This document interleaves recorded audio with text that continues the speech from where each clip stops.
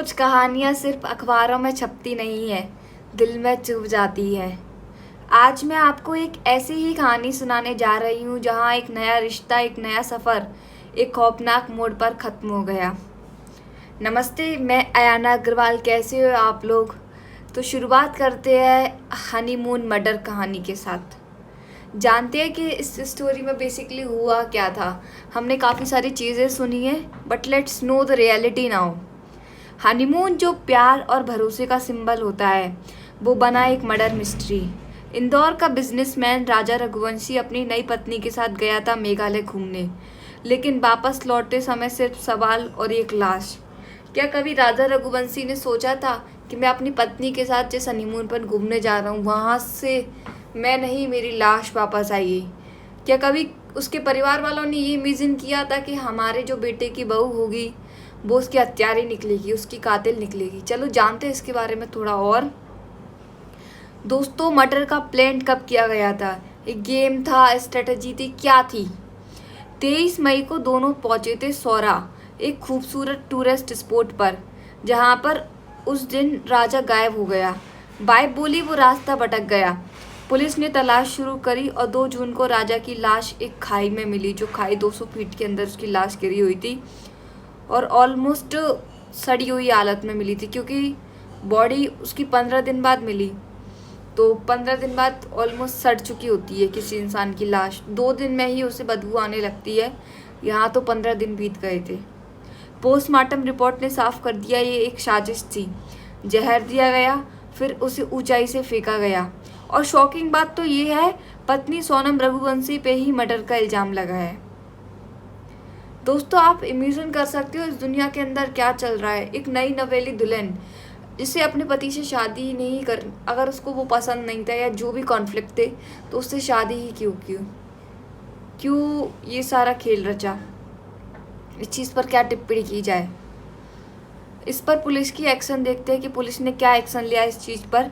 Police ने जैसे जैसे केस की तहकीकात की, नए नए खुलासे सामने आने लगे। पता चला कि मर्डर में सिर्फ वाइफ ही नहीं, 4 और लोग शामिल थे। उन्होंने मिलकर एक फुल प्लान बनाया था।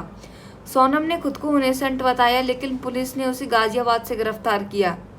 बाकी एक्यूज्ड इंदौर और ललितपुर से पकड़े गए। कोर्ट ने सभी को रिमांड पर भेज दिया है और अब पुलिस ले जाएगी उन्हें सोहरा, जहां पर क्राइम सीन को फिर से रिक्रिएट किया जाएगा। सोहरा का गुस्सा इस पर। ये केस सिर्फ मर्डर तक सीमित नहीं रहा। नेशनल मीडिया ने रिपोर्ट चलानी शुरू की। मेघालय अनसेफ है, टूरिस्ट के लिए डेंजरस जगह है। और बस फिर क्या था, सौरा के लोग नाराज हो गए। नाराज होना था, इतनी खूबसूरत जगह, इतनी खूबसूरत वादियों को केवल एक औरत और 4 लोगों के चक्कर में उसे बदनाम कर रहे हो। वहाँ के लोग जो अपने लिए रहते हैं, वहाँ से शेल्टर प्रोवाइड करते हैं, वो कैसे आएंगे? और जो लोग टूरिस्ट है, घूमने कहाँ जाएंगे? कश्मीर में आतंकवाद चल रहा है, मेघालय में भी ये चीज़ें हो रही हैं, लोग कहाँ जाएंगे घूमने? उन्होंने एक कैंडल लाइट बिजली निकाली राजा के लिए। सौरा की एक लोकल बॉडी हिमा शोरा ने मीडिया से कहा, हमारे खिलाफ झूठी खबरें फैलाई गई है। उन्होंने डिमांड की है सभी मीडिया हाउसेस जो गलत इमेज दिखा रहे हैं, उन्हें माफ़ी मांगनी चाहिए, वरना लीगल एक्शन लिया जाएगा। Let's know the emotional connection.